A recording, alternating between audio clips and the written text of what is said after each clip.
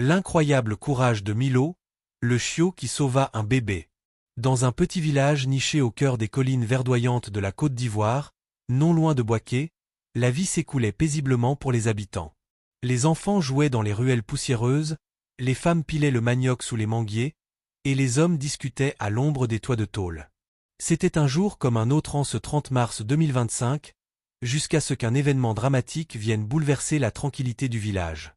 Une journée ordinaire qui tourne au drame. Aminata, une jeune mère de 25 ans, vivait dans une petite maison en banco avec son bébé de 10 mois, Kofi, et leur nouveau compagnon, Milo, un chiot croisé que son frère lui avait offert quelques semaines plus tôt. Milo était un petit chien au pelage caramel, avec des yeux pétillants et une énergie débordante. Malgré son jeune âge, à peine 4 mois, il semblait déjà très attaché à Kofi, dormant souvent près de son berceau et aboyant joyeusement dès que le bébé gazouillait.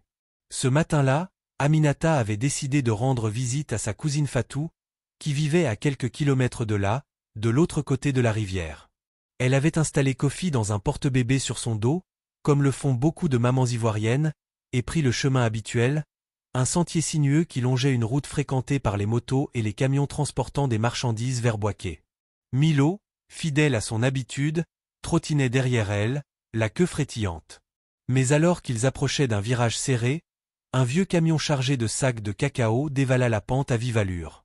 Le conducteur, distrait par une conversation animée au téléphone, ne vit pas Aminata et son bébé sur le bord de la route. Dans un crissement de pneus, le camion dérapa sur la chaussée poussiéreuse, perdant le contrôle. Aminata n'eut pas le temps de réagir, le véhicule percuta un arbre à quelques mètres d'elle, projetant des éclats de bois et de métal dans toutes les directions. La bravoure de Milo. Dans la panique, Aminata trébucha et tomba, son porte-bébé se détachant sous le choc. Kofi, projeté hors du tissu, roula sur le sol et atterrit dangereusement près du camion, qui menaçait de basculer complètement sous le poids de sa cargaison.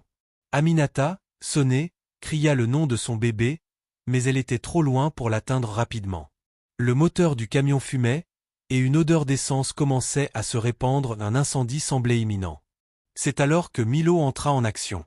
Le chiot, qui s'était instinctivement mis à l'abri lors du choc, aperçut le bébé pleurant sur le sol. Sans hésiter, il courut vers Kofi, ses petites pattes battant le sol à toute vitesse. Arrivé près du bébé, Milo saisit délicatement le tissu de la grenouillère de Kofi entre ses dents et commença à le tirer loin du camion. Malgré son jeune âge et sa petite taille, le chiot trouva la force de traîner Kofi sur plusieurs mètres, jusqu'à un fossé herbeux à l'écart de la route. Quelques secondes plus tard, une étincelle jaillit du moteur du camion, et une flamme s'éleva, suivie d'une explosion assourdissante. Les flammes engloutirent le véhicule, projetant des débris enflammés tout autour. Mais Kofi, grâce à Milo, était hors de danger, blotti dans le fossé, pleurant mais indemne. Une communauté reconnaissante. Aminata, qui avait repris ses esprits, courut vers son bébé et le serra contre elle, les larmes aux yeux.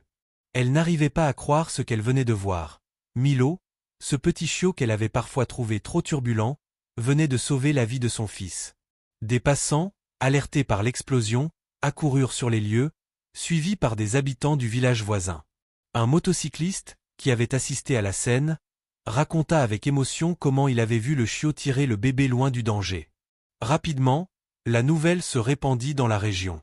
Le soir même, le chef du village organisa une petite cérémonie pour remercier Milo.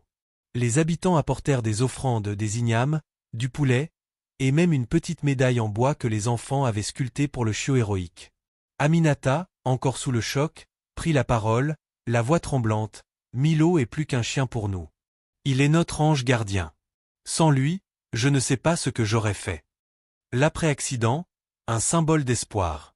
Dans les semaines qui suivirent, l'histoire de Milo fit le tour de la Côte d'Ivoire. Une chaîne de télévision nationale, RTI, diffusa un reportage sur cet exploit, et des associations de protection des animaux lancèrent une collecte de fonds pour soutenir Aminata et sa famille. Avec l'argent récolté, Aminata put acheter un petit terrain pour cultiver des légumes, assurant ainsi un avenir plus stable pour Kofi. Quant à Milo, il devint une petite célébrité locale. Les enfants du village l'appelaient Milo le Brave, et il recevait souvent des friandises de la part des habitants.